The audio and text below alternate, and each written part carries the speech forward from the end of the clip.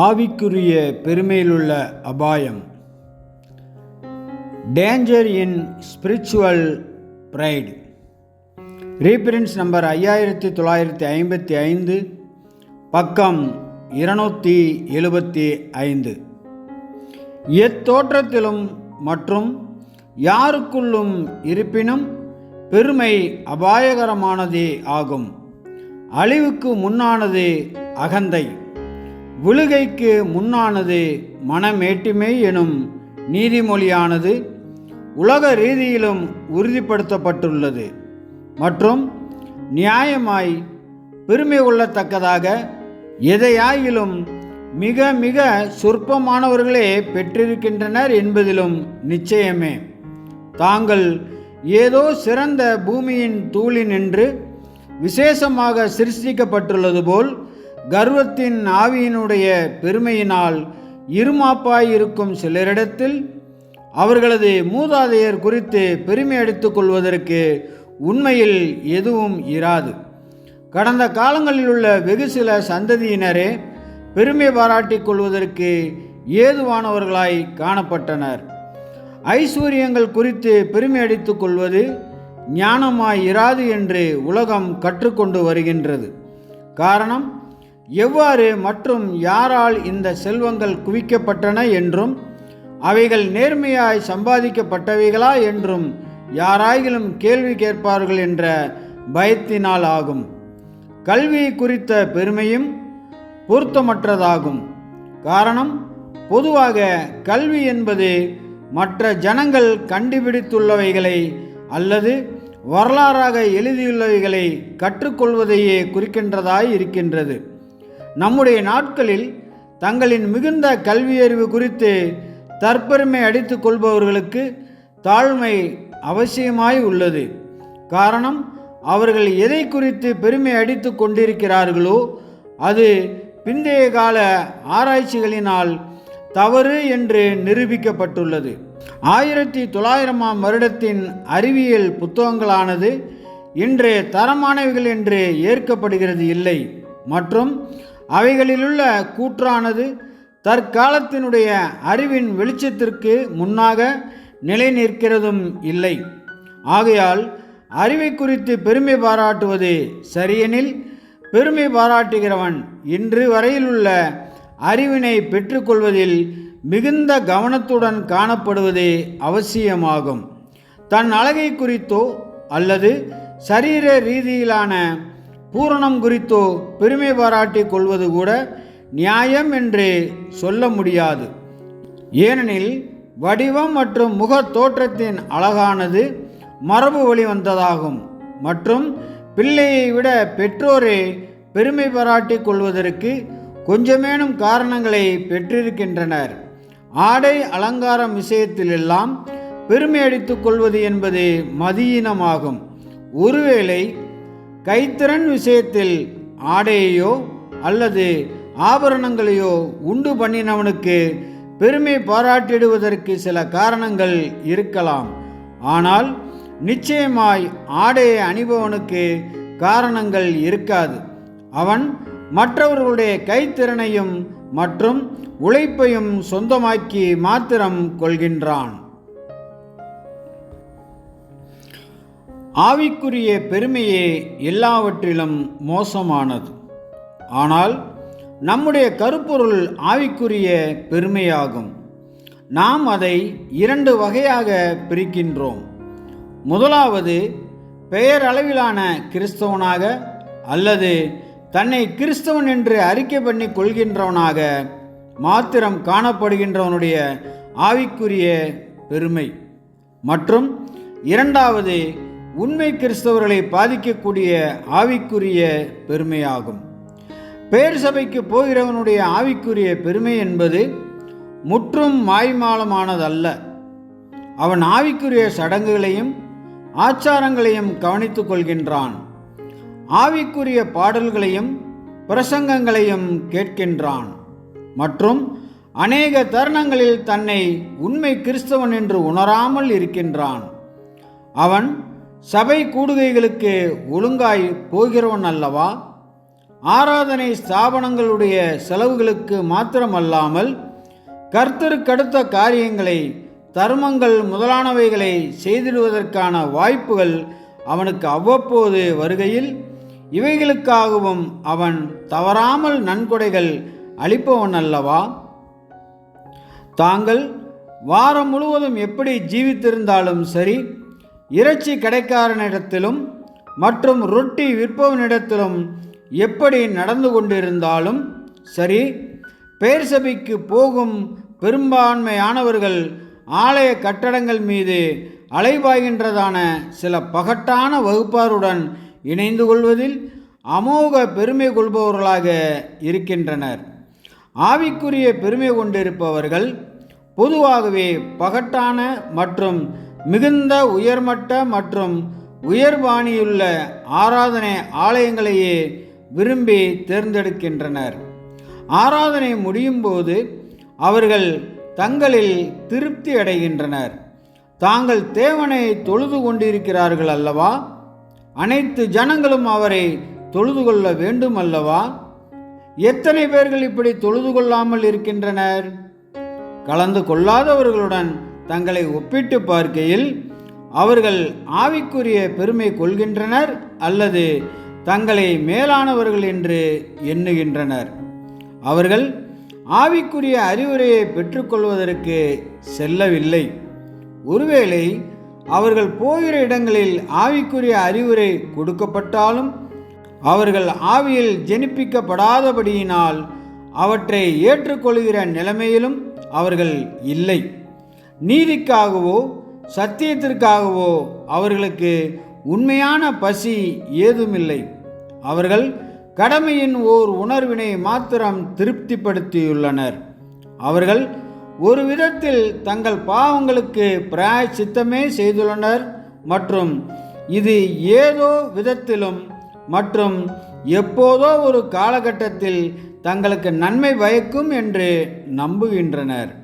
ஒருவேளை இது உத்தரிக்கும் ஸ்தலத்தினுடைய மோசமான பாடுகள் சிலவற்றிலிருந்து தங்களை தப்புவிக்கும் என்று, ஒருவேளை தங்களை பரலோகத்திற்கு கூட பாத்திரவான்கள் ஆக்கிடும் என்று நம்புகின்றனர். அவர்கள் தங்களுக்கு அடுத்தவைகளுக்கு இடங்கொடாமல் அவரை தொழுது கொள்வதற்கு செல்லத்தக்கதாக தங்கள் விலையேற பெற்ற சில மணி நேரங்களை செலவழித்துள்ளது நிமித்தம் தேவன் தங்களிடத்தில் மகிழ்ச்சியுடன் இருப்பாரல்லவா என்று எண்ணுகின்றனர். தாங்கள் இப்படியாக முயற்சிப்பதையெல்லாம் தேவன் கண்டுகொள்ளாமல் இருந்து மற்றும் இதற்கு பொருத்தமான பலனை அளிக்கவில்லையெனில் அவர் மிகவும் அநீதி உள்ளவராக இருப்பார் என்று அவர்கள் எடுத்துரைக்கவில்லை என்றாலும் இப்படியாய் எண்ணிடுவார்கள். அவர்கள் ஆவிக்குரிய பெருமை கொண்டவர்களாகவும் சுய திருப்தி கொண்டவர்களாகவும் இருப்பார்கள் மற்றும் இந்நிலையில் காணப்படும் அளவும் சத்தியத்தினால் இழுக்கப்படுவதில்லை. இத்தகையவர்கள் மீது மாபெரும் எதிராளியானவன் விசேஷமாய் தனது கவனத்தை கொடுத்து கொண்டிருப்பான் என்றும் நாம் எண்ணிட வேண்டாம். காரணம், அவர்கள் அவனுடைய செல்வாக்கின் கீழ் பாதுகாப்பாய் காணப்படுகின்றனர். பெருமையை முதலாவதாக வெளிப்படுத்தினவனாகி தனது இருதயத்தில் நான் தேவனுடைய புத்திரர்களுக்கு மேலாக என்னை உயர்த்துவேன், மற்றவர்களுக்கு மேலாக என்னை உயர்த்துவேன், உன்னதமானவருக்கு ஒப்பாவேன் என்று சொன்னவன் அவனல்லவா? ஆவிக்குரிய பெருமைதான் நிச்சயமாகவே சாத்தானின் பெருந்தவறாகும் மற்றும் அதுவே அவனது முழுமையான வீழ்ச்சிக்கு வழி நடத்தினதாய் இருந்தது. தேவன் மீதோ அல்லது கர்த்தராகிய இயேசு கிறிஸ்து மீதோ அல்லது வேதாகமத்தின் மீதோ நம்பிக்கை உண்டன எவ்வித பாசாங்கும் பண்ணிடாத சிலர் ஒரு விதமான பெருமையை பெற்றிருக்க வாய்ப்புள்ளது. ஒழுக்கமுள்ள ஜீவிப்பது நிமித்தம் ஜீவியத்தில் நல்லொழுக்கத்துடனும் கண்ணியத்துடனும் தாங்கள் ஜீவிக்க முடிந்தது நிமித்தம் ஒருபோதும் மதுபானம் பருகாததன் நிமித்தம் அநேகரால் செய்யப்படுகின்றதான சில மோசமான பாவ செயல்களையும் கெட்ட காரியங்களையும் செய்யாததன் நிமித்தம் தங்களை குறித்து பெருமையாய் எண்ணுகின்றனர்.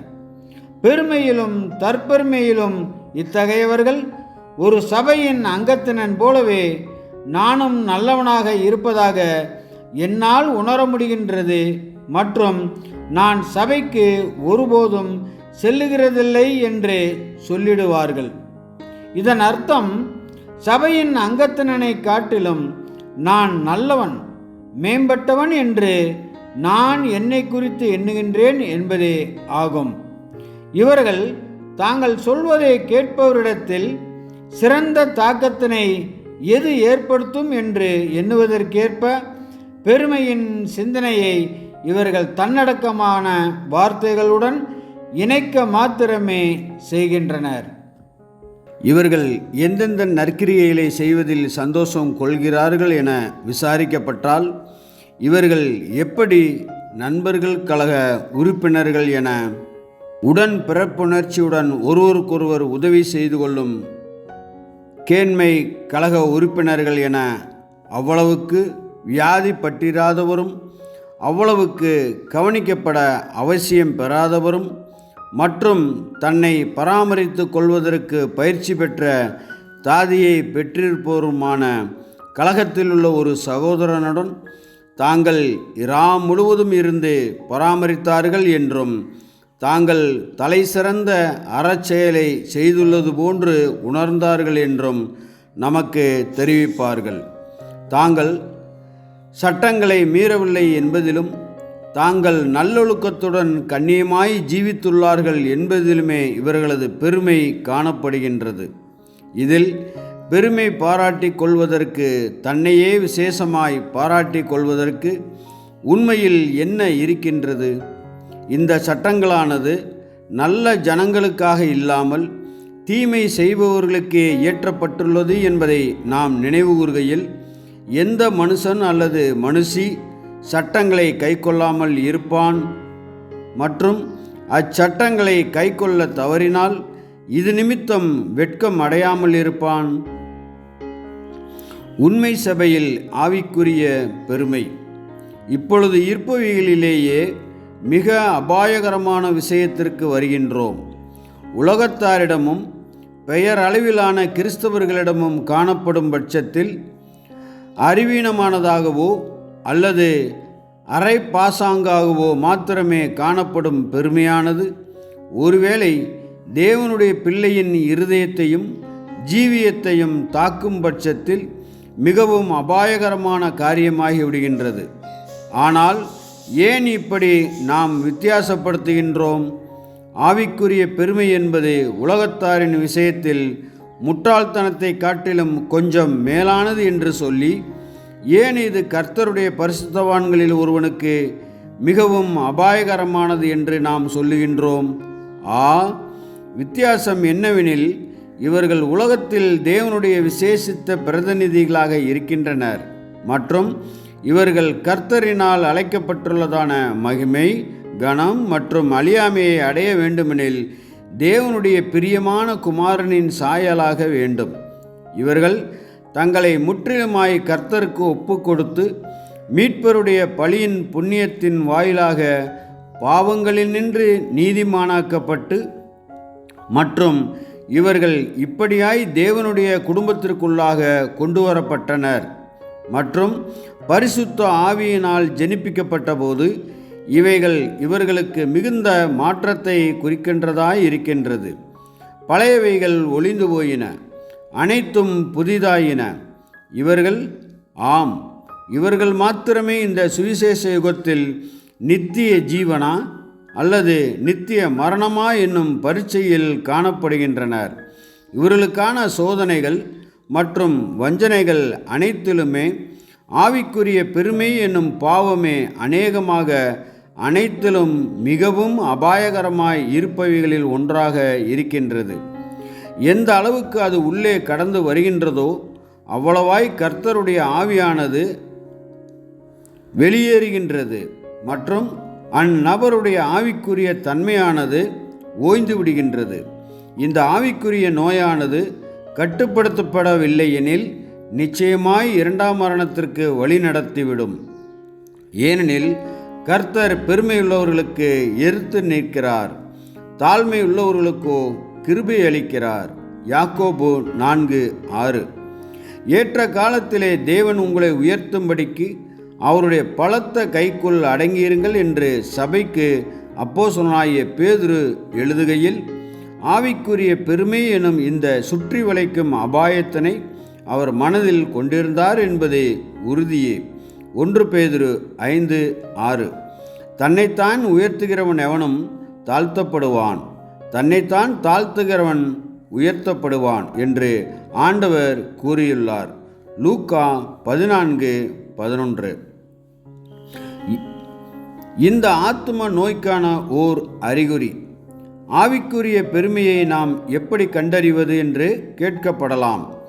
ஆவிக்குரிய பெருமையின் விஷயத்தில் உள்ள மிக அபாயகரமான காரியம், அதனை பெற்றிருப்பவர் அதை குறித்து மிக அபூர்வமாகவே அறிந்திருப்பார்.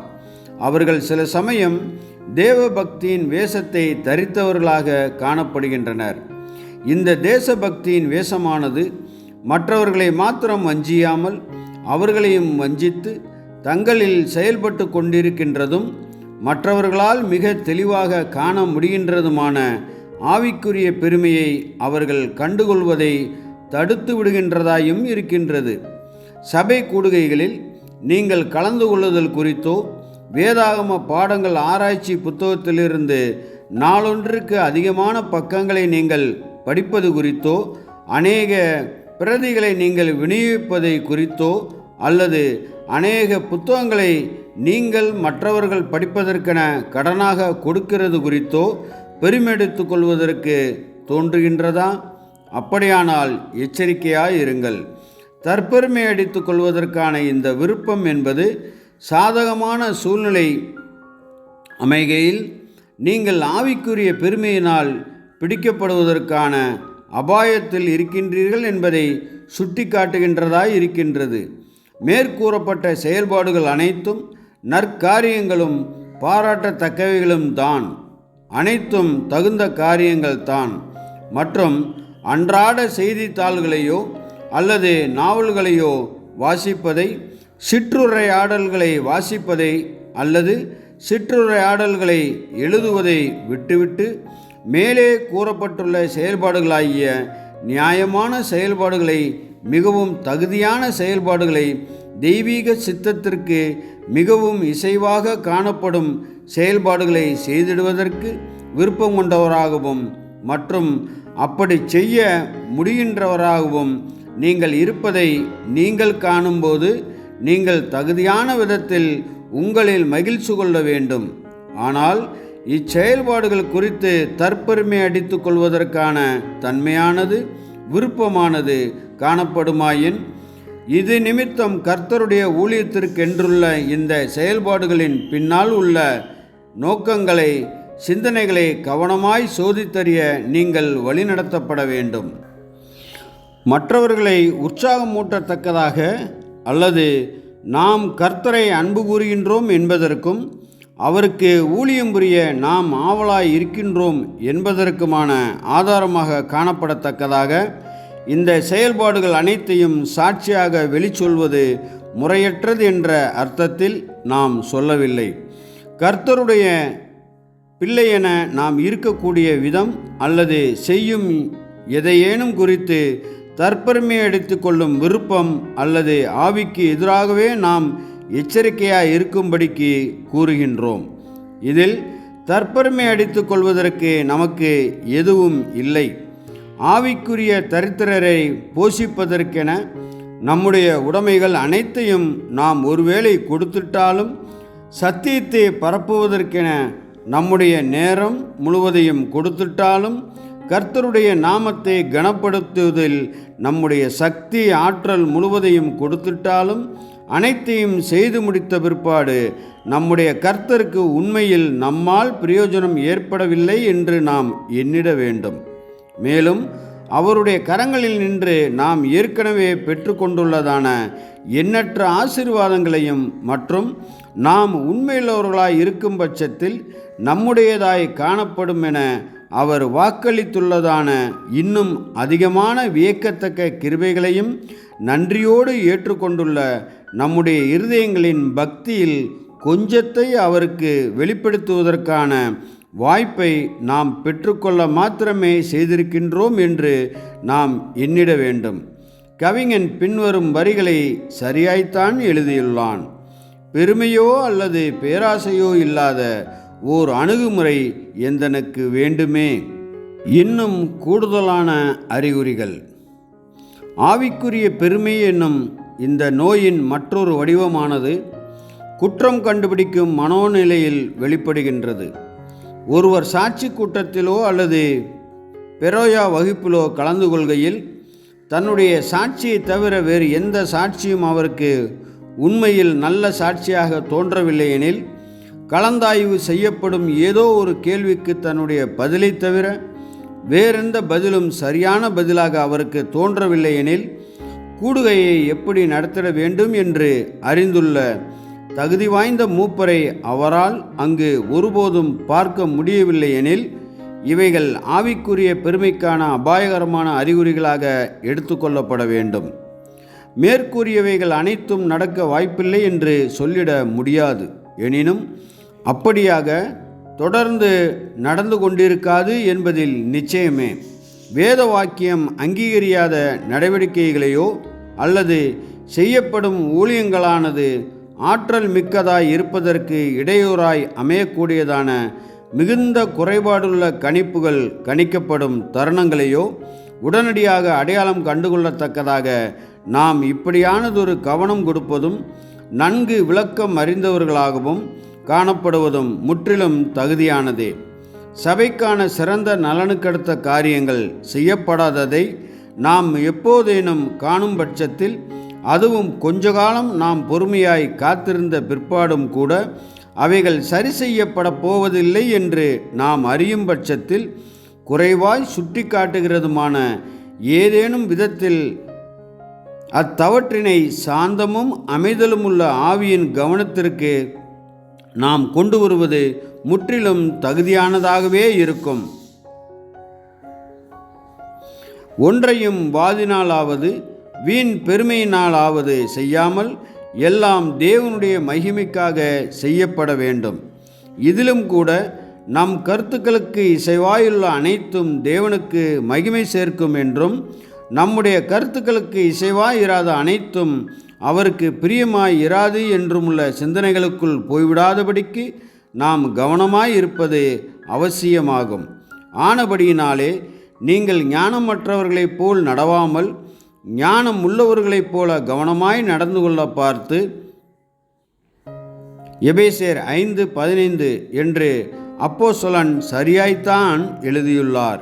இவ்வசனத்தில் இடம்பெறும் கவனமாய் என்னும் வார்த்தையானது ஒவ்வொரு விஷயத்திலும், அதிலும் விசேஷமாக சிந்தனைகள், நோக்கங்கள், உள்நோக்கங்கள் தொடர்புடைய விஷயத்தில் கவனமான சோதித்தறிதலை குறிக்கின்றதாய் இருக்கின்றது என்பதை நாம் அறிந்து கொள்வது நலம். உங்களில் அநேகர் போதகராகாதிருப்பீர்களாக. என் சகோதரரே, அதிக ஆக்கினை அடைவோம் என்று அறிந்து உங்களில் அநேகர் போதகராகாதிருப்பீர்களாக என்று பரிசுத்த யாக்கோப்பு சரியாய்த்தான் எழுதியிருக்கின்றார். யாக்கோப்பு 3:1. நாம் ஏற்கனவே சுட்டி காண்பித்திருந்தது போல கர்த்தருடைய ஜனங்கள் அனைவருமே ஆவிக்குரிய பெருமையினால் விசேஷமாய் எளிதில் பாதிக்கப்படுவதற்கு வாய்ப்புள்ளது என்ற போதிலும், அவருடைய சத்தியத்தை பிரகடனம் பண்ணும் விஷயத்தில் ஏதேனும் விதத்தில் தொடர்பு பட்டிருப்பவர்கள் அனைவரையும் ஒரு விசேஷித்த அபாயம் சூழ்ந்திருப்பதாக தெரிகின்றது. கேட்கும் செவிகளையுடைய அனைவரிடமும் தேவனுடைய கிருபையை பற்றின செய்தியை அறிவிப்பது என்பது உண்மையில் ஒரு விசேஷித்த சிலாக்கியமே ஆகும். இந்த சிலாக்கியமானது ஒரு காலத்தில் ஊகிக்கப்பட்டது போன்று குருமார் வகுப்பாருக்கு மாத்திரம் உரியதல்ல என்பதினாலும், இன்னுமாக கர்த்தருடைய அர்ப்பணிக்கப்பட்ட ஜனங்களாக இருப்பவர்களும் மற்றும் பரிசுத்த ஆவியினால் ஜெனிப்பிக்கப்பட்டவர்களும் மற்றும் சிறுமைப்பட்டவர்களுக்கு சுவிசேஷத்தை அறிவிக்கவும், இருதயம் நொறுங்குண்டவர்களுக்கு காயம் கட்டவும், பரிசுத்த ஆவியினால் அபிஷேகிக்கப்பட்டவர்களுமான அனைவருக்கும் இச்சிலாக்கியம் உரியது என்பதினாலும் நாம் எவ்வளவாய் நன்றி ஏறெடுக்கின்றோம். ஏசாயா 61:1. அயலகத்தாருடனும் நண்பர்களுடனுமான நம்முடைய தனிப்பட்ட சத்திய உரையாடல்களையும் உள்ளடக்கும் இச்சிலாக்கியத்தின் நிமித்தம் நாம் மகிழ்ச்சி அடைகின்றோம். தேவனுடைய ஸ்தானாதிபதிகளாக இருப்பதும் மற்றும் அவரது நாமத்தில் வரவிருக்கின்ற ராஜ்யம் குறித்தும் இயேசுவினுடைய மரணத்தின் மூலமாக தேவன் ஏற்கனவே பண்ணியுள்ளதான மாபெரும் ஏற்பாடுகளை குறித்தும் இதன் பிரம்மாண்டமான விளைவு குறித்தும் அந்த ராஜ்யத்திற்கான ராஜாக்களும் ஆசாரியர்களும் எப்படி இப்பொழுது உலகத்திலிருந்து அழைக்கப்பட்டு தங்கள் எதிர்கால வேலைக்காய் ஆயத்தமாவதற்கு சுபாவ மாறுதலை அடைந்து வருகின்றனர் என்பது குறித்தும் அறிவிப்பது என்பதும் எப்படிப்பட்ட சிலாக்கியமாய் இருக்கிறது.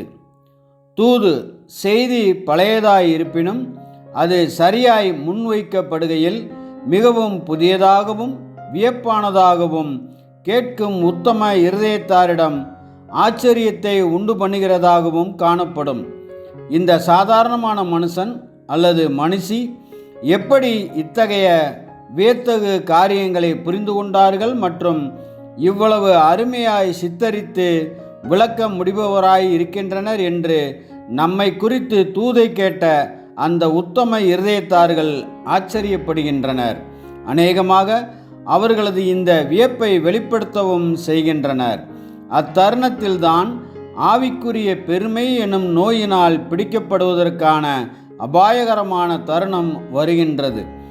மனமானது கொஞ்சம் தடுமாறி விடுகின்றது மற்றும் மனுக்குலத்தில் திரளான ஜனங்களானவர்கள் இவைகள் எல்லாவற்றையும் குறித்து கொஞ்சமேனும் அறியாமல் இருக்க மற்றும் வேத வசனங்களை கையாளுகிற மிகுந்த திறமிக்க மற்றும் ஆற்றல் மிக்க ஊழியக்காரர்களில் சிலர் கூட வேதாகமத்தின் இக்காரியங்கள் குறித்து அறியாதிருக்க நான் இவைகளையெல்லாம் அறிந்திருப்பது ஆச்சரியமான காரியம்தான் என்று நீ எண்ணிடுவாய். ஆவிக்குரிய பெருமை என்னும் நோயினை நீ உள்வாங்கிடும்போது உன் முதுகெலும்பு சந்தேகத்திற்கிடமின்றி நிமிர்ந்திடும். உன்னை நீ மிக முக்கியமானவனாக எண்ணிடுவதற்கும் மற்றும் மிகவும் மேன்மையானவனாய் தோற்றமளிப்பதற்கும் பெரியவனாய் எண்ணிடுவதற்கும் நீ ஆரம்பிப்பாய். உன்னுடைய குரல் கூட இதை வெளிப்படுத்துகின்றதாய் இருக்கும் மற்றும் நீ பேசுகிறதை கேட்கிறவன் இதை கவனிப்பான்.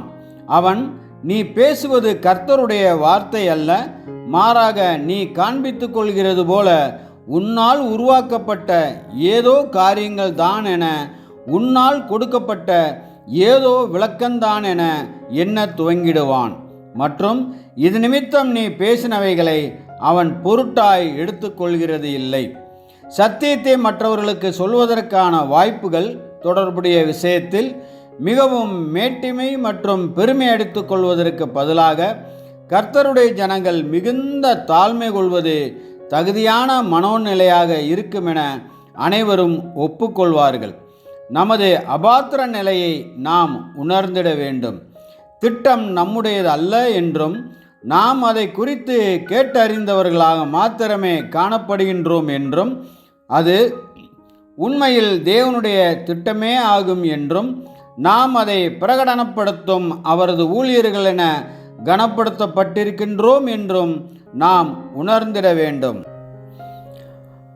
ஆனால் நம்முடைய ஏதேனும் ஞானத்தினாலோ அல்லது ஏதேனும் திறமையினாலோ தான் செய்தியானது அருமையாய் தோற்றம் அளிக்கின்றது என ஏதேனும் எண்ணத்தினை வெளிப்படுத்துவோமானால் அவ்வளவாய் நாம் கர்த்தருக்கு உரியதான மகிமையை நமக்கென எடுத்துக்கொள்கின்றவர்களாக இருப்போம் மற்றும் தற்காலத்திலும் எதிர்காலத்திலும் கர்த்தரினால் பயன்படுத்தப்படுவதற்கு நாம் பாத்திரவான்களாய் இருக்கின்றோம் என்பதை நிரூபிக்க தவறுவதற்கேற்ப நமக்கும் பாதிப்பை ஏற்படுத்துகிறவர்களாக இருப்போம்.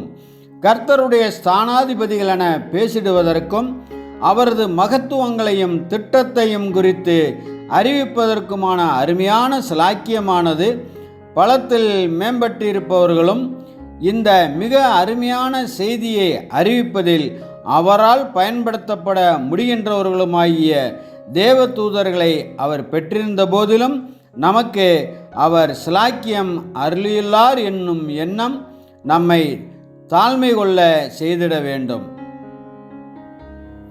மூப்பர்கள் மற்றும் உதவிக்காரர்கள் மீதான விசேஷித்த சோதனை. சபையாரால் மூப்பர்களென மற்றும் உதவிக்காரர்களென தேர்ந்தெடுக்கப்படும் அருமையான சகோதரர்கள் தங்கள் தாழ்மையின் விஷயத்தில் இன்னும் பரீட்சைக்குள்ளாகுகின்றனர். இந்த ஸ்தானத்தில் ஆவிக்குரிய பெருமை என்று அழைக்கப்படும் நூதன சீசன், புதிதானவன், சத்தியத்தில் குழந்தையாய் இருப்பவன் ஒருவன் எவ்வளவுதான் அறிவு மிக்கவனாகவும் எவ்வளவுதான் படித்தவனாகவும் இருப்பினும் அவன் மூப்பனாகவோ அல்லது உதவிக்காரனாகவோ தேர்ந்தெடுக்கப்படக்கூடாது என்று பரிசுத்த பவுலினால் கொடுக்கப்பட்டதான எச்சரிப்பை சில சமயம் கர்த்தருடைய ஜனங்கள் முற்றிலுமாக மறந்து போய்விடுகின்றனர். அவன் தேர்ந்தெடுக்கப்படக்கூடாது என்பதற்கான காரணம் என்னவெனில், அப்போஸ்தலன் குறிப்பிட்டுள்ளது போல அவன் தேவனுடைய பிள்ளைக்கு சத்துருவாகிய ஆவிக்குரிய பெருமையினால் விசேஷமாய் எளிதில் பாதிக்கப்படக்கூடியவனாய் இருப்பான். 1 தீமோத்தேயு 3:6. ஆனால் நூதன சீசன் மாத்திரம் அபாயத்தில் இல்லை. கர்த்தருடைய ஜனங்களுக்கு ஊழியம் புரிவதற்கென நியமிக்கப்படும் அனைவரும் ஆவிக்குரிய வீழ்ச்சிக்கும் 2ஆம் மரணத்தில் அழிவதற்கும் ஏதுவான மாபெரும் சோதனைக்குள்ளாகுகின்றனர். அநேகமாக தங்களது ஊழியக்காரர்களென தேர்ந்தெடுக்கப்பட போகிறவர்களின் விஷயத்தில் இவைகளை எல்லாம் கர்த்தருடைய ஜனங்கள் போதுமான அளவுக்கு சிந்திக்காதவர்களாய் இருக்கின்றனர். அநேகமாக சகோதரர்களுடைய வாக்குகளின் அடிப்படையில் ஊழியத்திற்கான இந்த ஸ்தானங்களை ஏற்றுக்கொள்ளுபவர்களும் கூட இதை ஏற்றுக்கொள்வதினால் தாங்கள் என்னென்ன அபாயங்களுக்கு உள்ளாவார்கள் என்று உணர்ந்து கொள்கிறதும் இல்லை. ஒருவேளை உணர்ந்திருப்பார்களானால் சந்தேகத்திற்கு இடமின்றி அந்த உணர்ந்து கொள்ளுதலானது அதனை ஏற்றுக்கொள்வதில் அவர்களை தயக்கம் கொள்ள செய்திடும். மற்றும் ஊழியத்திற்கென அவர்கள் மிகவும் தெளிவாய் வெளிப்படையாய் நியமிக்கப்படாதது வரையிலும் ஊழியஞ்செய்ய முற்படாமல் இருப்பதற்கு தாழ்மையானது அவர்களை நிச்சயமாய் வழிநடத்தும். ஆனால் நாம் எதை பார்க்க நேரிடுகின்றது? அந்தோ பரிதாபம்! மூப்பர் அல்லது உதவிக்காரர் ஸ்தானம் அடைந்திடுவதற்கான மனநிலையை சிலரிடத்தில் பார்க்கின்றோம். தாங்கள் தேர்ந்தெடுக்கப்படத்தக்கதாக பேரம் பேசிடுவதற்கும் மற்றும் விரும்பியதை அடைய இரகசியமாய் செல்வாக்கினை பயன்படுத்துவதற்குமான மனோநிலையை கூட சிலரில் பார்க்கிறோம். தாங்கள் தேர்ந்தெடுக்கப்படவில்லை எனில் எரிச்சல் அடையும் மனோநிலையை சிலரில் பார்க்கின்றோம். தேர்ந்தெடுத்தலின் போது தங்களுக்கு எதிராக வாக்களிப்பவர் யாரிடத்திலும் கோபங்கொள்ளும் மனோநிலையை சிலரில் பார்க்கின்றோம். அந்தோ பரிதாபம்! அந்தோ பரிதாபம்! ஒருவேளை இந்த அருமையான சகோதரர்கள் தங்கள் மனதில் எது அரித்து கொண்டிருக்கிறது என்றும் மற்றும் இப்படியெல்லாம் நடந்து கொள்வதற்கு எது தூண்டிக் கொண்டிருக்கின்றது என்றும் உணர்ந்து கொள்வார்களானால், அவர்கள் எப்பேற்பட்ட வித்தியாசமான வழிமுறையை போக்கினை எடுத்துக்கொள்பவர்களாய் இருப்பார்கள். சகல சாந்தத்திலும் தாழ்மையிலும் அப்படிப்பட்டதான பொறுப்பை உடைய ஸ்தானத்தை பெற்றுக்கொள்ளும் போது அவர்கள் அச்சம் கொள்ள வேண்டும். சபையில் உள்ள அனைவருமே தங்களது சத்திய அறிவிற்கேற்ப போதகர்கள் ஆவதற்கு தகுதிப்பட்டிருக்க வேண்டும் என்ற போதிலும் போதகர்களாய் இருப்பவர்கள் கடுமையான சோதனைக்குள்ளாவார்கள் என்று அறிந்து போதகர் ஆகாதிருப்பதே பாதுகாப்பானது என்பதுதான் எச்சரிப்பாய் இருக்கிறது. கர்த்தருக்கும் மற்றும் சகோதர சகோதரிகளுக்குமான பொறுப்புணர்வு மாத்திரமே ஒருவரை இப்படியாக ஊழியம் புரிந்திட விரும்பிடுவதற்கு, சபையில் கர்த்தருடைய பிரதிநிதியாக விரும்பிடுவதற்கு தூண்டிட வேண்டும். மூப்பன் ஆவதற்கான அல்லது பெரியனாவதற்கான அதிகம் பிரியமும் பெருமையின் தன்மையிலும் உள்ள அனைத்தும் அந்நபருக்கு அபாயகரமாய் மாத்திரமல்லாமல் அவன் சம்பந்தப்பட்டுள்ளதான முழு சபையாருக்கும் கூட அபாயகரமானதாகும். நோயின் தொற்றுத்தன்மை போன்று இந்த ஆவியும் தொற்றுகின்றதாய் இருக்கின்றது. கர்த்தருடைய ஆவிக்கு எதிரான சண்டை, வீண்பெருமை, பேராசை விரைவில் வெளிப்படும். இதைத் தொடர்ந்து கோபம், துர்க்குணம், பொறாமை, பகைமை, தீமை பேசுதல், பொல்லாத சம்சயங்கள் கடந்து வருகின்றது. இவைகளை பரிசுத்த பவுல் அடிகளார் மாம்சம் மற்றும் பிசாசின் கிரியைகள் என்று நம்மிடம் கூறுகின்றார். இந்த பாதகம் அனைத்தும், எதிராளியானவனுடைய இந்த ஆவி அனைத்தும் ஒன்றில் சபையாருடைய ஒன்று அல்லது ஒன்றிற்கு மேற்பட்ட மூப்பர்களினாலோ அல்லது வழி நடத்துனர்களினாலோ, இல்லாவிடில் மூப்பர்களாகவோ வழி நடத்துனர்களாகவோ ஆகிடுவதற்கு ஆசை கொண்டுள்ளதான ஒருவராலோ ஒன்றிற்கு மேற்பட்டவர்களாலோ சபையாருக்குள் கொண்டு வரப்படக்கூடிய வாய்ப்பு உள்ளது.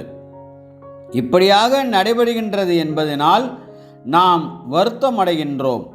இன்னுமாக தேவனுடைய அருமையான பிள்ளைகள் அநேகரை கொண்டுள்ள பல்வேறு இடங்களிலுள்ள அநேகம் சபைகளில் முன்மாதிரியாக காணப்பட்டிருந்த அநேகர் இந்நிலைக்கு உள்ளாகியுள்ளனர் என்பதையும் நாம் அறிவோம். கர்த்தருடைய ஆவியானது முழு கட்டுப்பாட்டையும் பெற்றிருப்பதற்கு பதிலாக தீமையான ஆவி அல்லது பண்பானது கூடுகைகளில் பல்வேறு விதங்களில் அடிக்கடி வெளிப்படுகின்றதாய் இருக்கின்றது. எண்ணிக்கையில், விரிவாக்கத்திலும் சரி, ஆவிக்குரிய விஷயத்திலும் சரி, சபையார் வளர்வதற்கு தவறுகின்றனர். இவைகளே ஆவிக்குரிய பெருமை எனும் இந்த தீமையின் கசப்பான கனிகளாக இருக்கின்றன. வாட்ச் டவர் வெளியீட்டின் வாசகர்கள் அதன் உண்மையான தோற்றத்தையும் கொடூரமான தன்மையையும் காணத்தக்கதாக அவர்கள் முன்பாக அதை வெளிப்படுத்துவதற்கான மொழியின் ஆற்றல் எங்களுக்கு இருக்குமானால் நிச்சயமாய் அது சீயோனில் அச்சத்தை உண்டு பண்ணியிருக்கும். இப்படியாக ஆவிக்குரிய பெருமைக்குள்ளாகுபவர்கள் பெரும்பாலும் அருமையான பாத்திரங்களாகவும் உண்மையில் ஆவியில் ஜனிப்பிக்கப்பட்டுள்ளதான தேவ பிள்ளைகளாகவும் காணப்படுகின்றனர் என்று கவனிக்கப்படத்தக்கதாக வாட்ச் டவரிலிருந்து எச்சரிப்பு மணியடிக்க நாங்கள் விரும்புகின்றோம். அப்படியானவர்களில் சிலர் கடந்த காலங்களில் ஓட்டத்தை நேர்த்தியாய் ஓடினவர்கள் என்று நாம் அறிந்திருக்கிறோம். இவர்களது குணலட்சணங்களானது தவறான திசையில் மாறியுள்ளதற்கான அறிகுறிகளை காண்கையில் நாம் மிகவும் வருத்தம் அடைகின்றோம். அவர்களுடைய கனிகளினாலே அவர்களை அறிவீர்கள் என்று சொன்னவருக்கு செவிசாய்ப்போமாக. மத்தேயு 7:16. ஆவிக்குரிய பெருமைக்கு எதிராக விழித்திருத்தல். ஏற்கனவே சுட்டிக்காட்டியுள்ளது போன்று ஆவிக்குரிய பெருமை எனும் இந்த நோயின் விஷயத்திலுள்ள மிக அபாயகரமான காரியம் இந்நோயை பெற்றிருப்பவர்கள் தாங்கள் நோயை பெற்றிருப்பதை அறியாமல் இருப்பதே ஆகும். மற்றுமொரு சிரமம் அவர்களை திருத்திடுவதும் மற்றும் நோயை பெற்றிருப்பதை அவர்கள் அறிய பண்ணிடுவதும் கூடாத காரியமாகும். இது குறித்து ஒருவேளை அவர்களிடம் பேசப்பட்டால் தங்களால் நன்மை அடைந்தவன் தங்களது சத்துருவாயி உள்ளான் என்றும் தங்கள் மீது அவன் பொறாமை கொண்டுள்ளான் என்றும் தங்கள் ஸ்தானம் முதலானவைகளை எடுத்துக்கொள்ள விரும்புகின்றான் என்றும் உடனடியாக எண்ணிடுவார்கள். ஆகையால் ஒன்றில் சபையார் உதவி செய்தாலொழிய, இல்லாவிடில் கர்த்தருடைய வழி நடத்துதல் இடைப்பட்டாலொழிய மற்றபடி இந்நோயானது கிட்டத்தட்ட குணப்படுத்த முடியாது.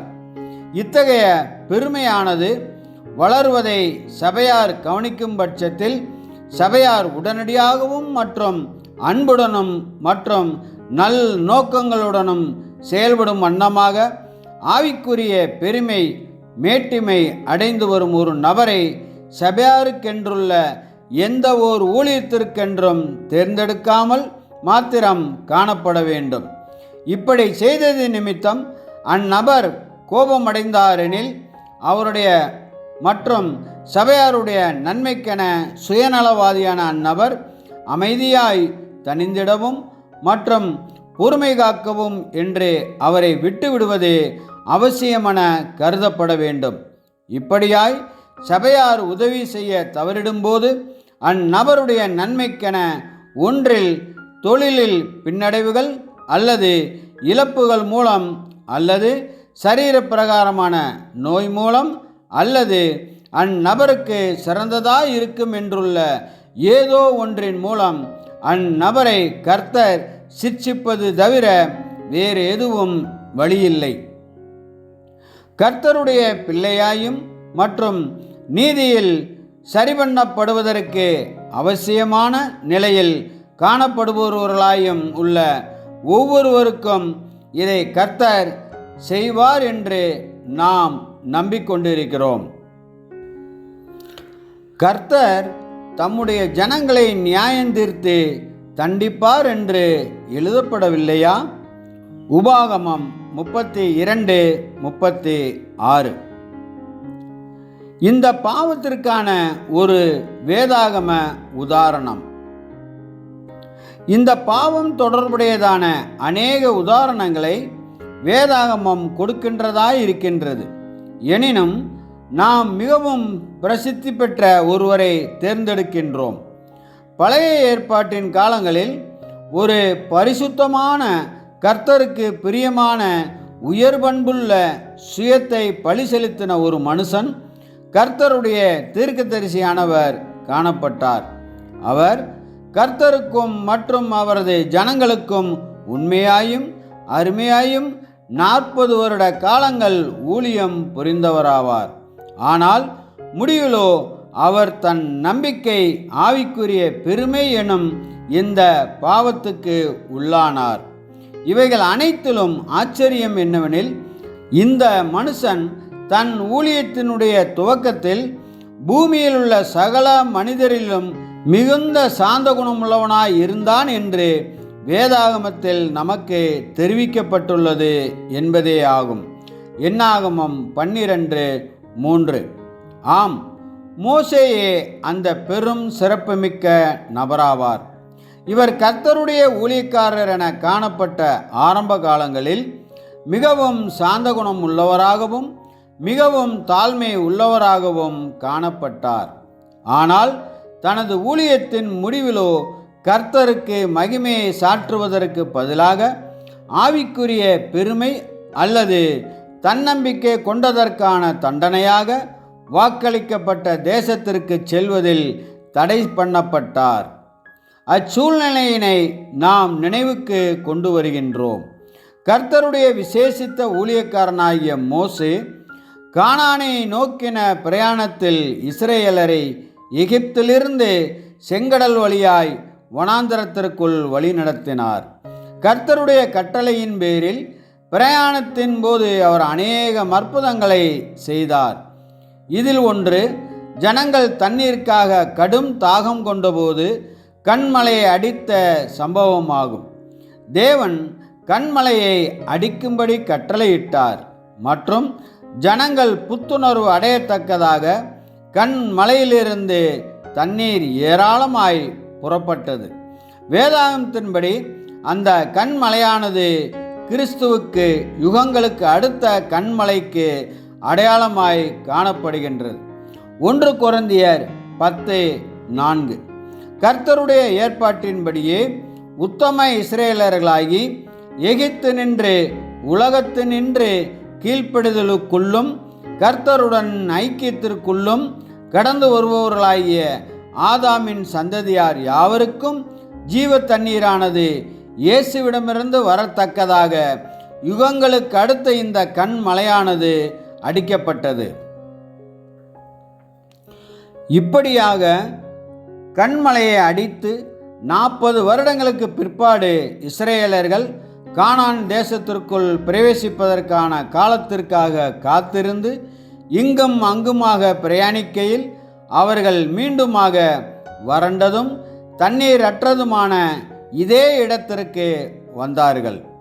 ஜனங்கள் மோசேயிடம் கூக்குரலிட்டனர் மற்றும் என்ன செய்யப்பட வேண்டுமென ஜனங்கள் சார்பாக மோசே கர்த்தரிடத்தில் கூக்குரலிட்டார். மோசே முன்பு அடித்திட்டதான கன்மலையை நோக்கி பேச வேண்டும் என்றும் அப்பொழுது தண்ணீர் வரும் என்றும் கர்த்தருடைய பதில் காணப்பட்டது. ஆனால் தகப்பன் பிள்ளைகளை கையாளுவது போன்று 40 வருடங்கள் இஸ்ரேலர்களை வழிநடத்திட்டதான மோசே இயல்பாகவே அதிகளவில் தன்னம்பிக்கை அடைந்தவராகிவிட்டார். அவரால் இத்தகையதொரு அனுபவத்திற்குள்ளும் கடந்து சென்று அவரால் பூமியிலேயே சாந்தமுள்ள மனிதராக தொடர்ந்து காணப்பட்டிருக்க முடியும்.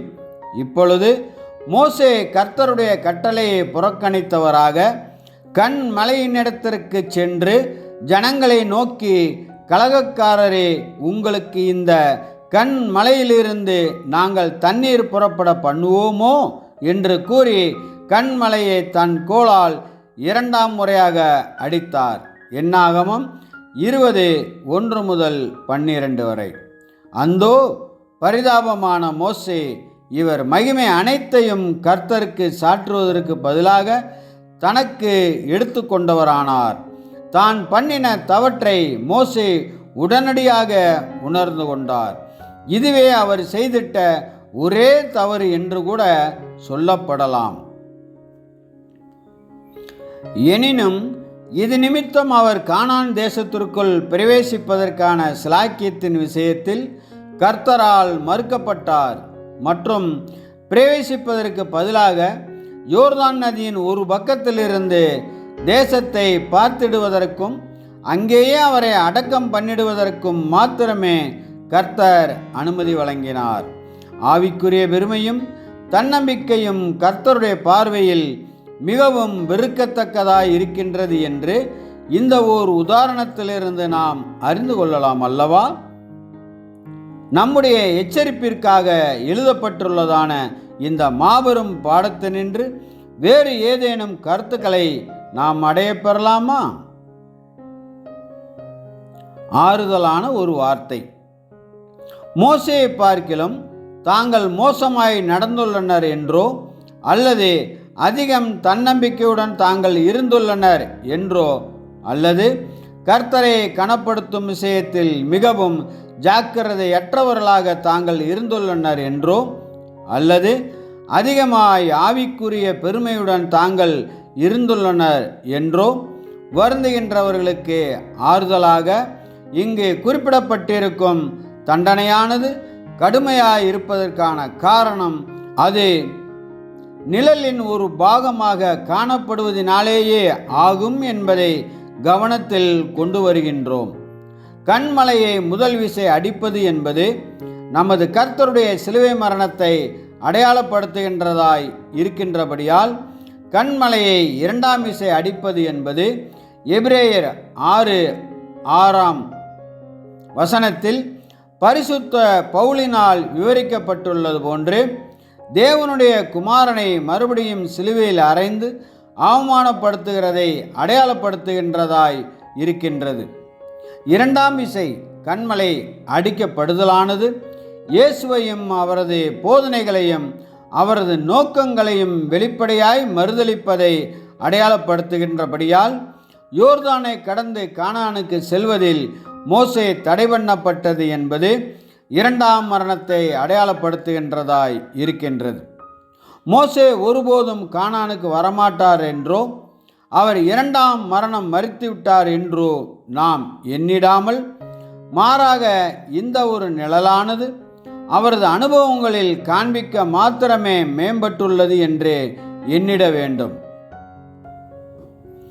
ஆவிக்குரிய பெருமையை வெளிப்படுத்தினவர்களாகவும் கர்த்தருடைய நாமத்திலும் சபையின் நாமத்திலும் செய்யாமல் தங்களுடைய நாமத்தினால் காரியங்களை செய்பவர்களாகவும் காணப்படும் சகோதரர்கள் மரணத்திற்கு ஏதுவான பாவத்தை செய்துள்ளதாக நாம் எண்ணியும் விடக்கூடாது. எனினும் ஆவிக்குரிய பெருமையினால் பயங்கரமான அபாயம் ஏற்படும் என்றும் அதிலே தொடர்ந்து காணப்படும் பட்சத்தில் நிச்சயமாய் 2ஆம் மரணம் நேரிடும் என்றும் நாம் உணர்ந்து கொள்ள வேண்டும். இதை உணர்கையில் நம்மில் காணப்படும் அதற்குரிய ஒவ்வொரு அறிகுறியை அழித்து போடுவதற்கு மாத்திரமல்லாமல் அந்நோய் நம்மை தொற்றாதபடிக்கு அல்லது ஏதேனும் விதத்தில் நாம் அதன் ஆதிக்கத்தின் தாக்கத்தின் கீழ் வந்துவிடாதபடிக்கு அல்லது அதன் அறிகுறிகள் எதையேனும் பெற்றுவிடாதபடிக்கு ஜாக்கிரதாய் இருப்பதற்கும் நாம் எவ்வளவு கவனத்துடனும் எவ்வளவு வைராக்கியத்துடனும் காணப்படுவோம்.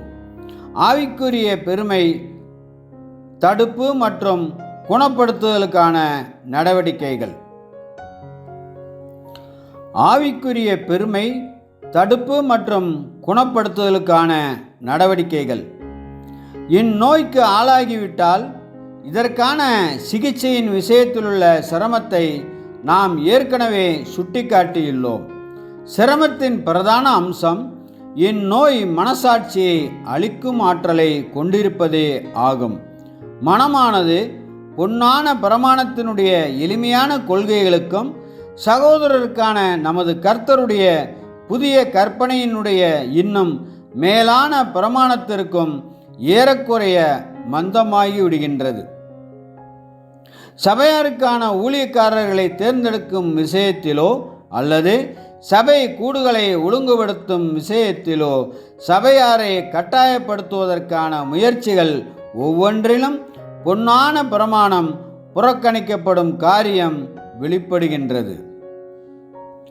கர்த்தருடைய வார்த்தைகளில் உள்ள கட்டளைகள் தெரிந்தவைகளாயிருக்க சபையாரிடமே அதிகாரம் உள்ளது என்பது அடையாளம் கண்டுகொள்ளப்பட்டிருக்க இதை மூப்பர் ஒருவர் மாற்றிடுவதற்கோ அல்லது வேறு மாதிரி ஆக்கிடுவதற்கோ முற்படுகையில் அவன் தனக்கு மற்றவர்கள் என்ன செய்ய வேண்டும் என்று விரும்புகின்றானோ அதை அவன் மற்றவர்களுக்கு செய்யாமல் இருப்பது போன்று காணப்படும். சபையாரில் ஒருவனாக அவன் எந்த ஒரு காரியத்திலும் கர்த்தர் சித்தம் குறித்த தனது அபிப்பிராயத்தை வெளிப்படுத்துவதற்கு உரிமையுடையவனாய் இருக்கின்றான். ஆனால் மற்றவர்கள் தங்கள் கணிப்பை வெளிப்படுத்துவதை தடுத்திடுவதற்கு அவனுக்கு எந்த உரிமையும் இல்லை. மற்றும் இப்படிப்பட்டதான அவனது ஒவ்வொரு தலையிடுதலானது பொன்னான பிரமாணத்தை மீறுவதாகவும் அன்பின் பிரமாணத்தை மீறுவதாகவும் மற்றும் தேவனை கனப்படுத்திட வேண்டும் என்றுள்ள முதலாம் கற்பனையை மீறுவதாகவும் இருக்கும். ஏனெனில் இம்மாதிரியான காரியங்களுக்காக அருளப்பட்டுள்ளதான தெய்வீக ஒழுங்குமுறைகளை புறந்தள்ளுவதை அவனது தலையிடுதலானது குறிக்கின்றதாய் இருக்கும். ஆனால் மூப்பர் ஒருவர் பொன்னான பிரமாணத்தினுடைய கொள்கையினை எதிர்ப்பவராக காணப்பட்டு சபையார் மீது ஆதிக்கம் செலுத்தவும் தன் இஷ்டப்படி தன் விருப்பத்தின்படி சபையார் செய்யத்தக்கதாக அவர்களை வசப்படுத்திடவும் அல்லது கட்டாயப்படுத்திடவும் முயற்சிக்கையில் அவன் தன் மனதையே சீரழிக்கின்றவனாய் இருப்பான். அவனது மனசாட்சி மழுங்கி போய் விடுகின்றது. தன்னிடத்தில் உள்ள தவற்றை தெளிவாய் கண்ட பிற்பாடும் அதை திருத்திடுவதற்குரிய கொள்கைகளை புறக்கணிப்பதன் மூலம் தன் மனசாட்சியை திரும்ப திரும்ப மீறுகிறவன் தன் மனசாட்சியை படிப்படியாய் அழித்து போடுகின்றவனாய் இருப்பான். ஒரு விஷயத்தில் உள்ள உண்மை அல்லது போலியை, நீதி அல்லது அநீதியை, சரி அல்லது தவறை உறுதிப்படுத்திக் கொள்வதற்கென்று நம்முடைய பகுத்துணர்தலுக்கு ஒப்புவிக்கப்படும் பல்வேறு காரியங்களின் விஷயத்தில் பகுத்துணர்வதற்கு உதவியாக மனசாட்சியை அளவுகோலாக காணப்படுகின்றது. இந்த அளவுகோலானது மிகவும் நயமற்றதாகவோ கண்டறியும் தன்மையுடையதாகவோ அல்லது காரியங்களை நயமற்றும் பக்குவம் இல்லாமலும் மாத்திரம் பார்க்கக்கூடியதாகவோ காணப்படலாம். கிறிஸ்தவன் ஒருவன் நீண்ட காலமாய் கிறிஸ்துவனுடைய பள்ளிக்கூடத்தில் காணப்படுவானானால் அவன் மிகவும் உணர்வுமிக்க மனசாட்சியை உடையவனாய் இருக்க வேண்டும் மற்றும் ஜீவியத்தின் காரியங்கள் தொடர்புடையதாக எழும்பும் கேள்விகள் அனைத்தின் விஷயத்திலும் மனநிலையை அடையத்தக்கதாக தேவனுடைய வார்த்தையிலிருந்து அவன் சமநிலை அடைவதற்கான எடைக்கற்களை எடுக்க முடிகிறவனாகவும் மற்றும் ஜீவியத்தின் காரியங்களிலுள்ள சரி அல்லது தவறை இவைகள் எந்த அளவு கர்த்தருக்கு பிரியமாக அல்லது பிரியமற்றதாக காணப்படும் என்பதை மிகவும் துல்லியமாய் தியானிக்க முடிகிறவனாகவும் காணப்பட வேண்டும். இந்த அளவுகோலானது வலுவற்றதாய் இருப்பது என்பது சகல பாவங்களின் விஷயத்திலும் மகா அபாயகரமானதாகும். மற்றும் இப்படியாகவே விசேஷமாக ஆவிக்குரிய பெருமை என்னும் பாவத்தின் விஷயத்திலும் காணப்படும் என்று நமக்கு தோன்றுகின்றது.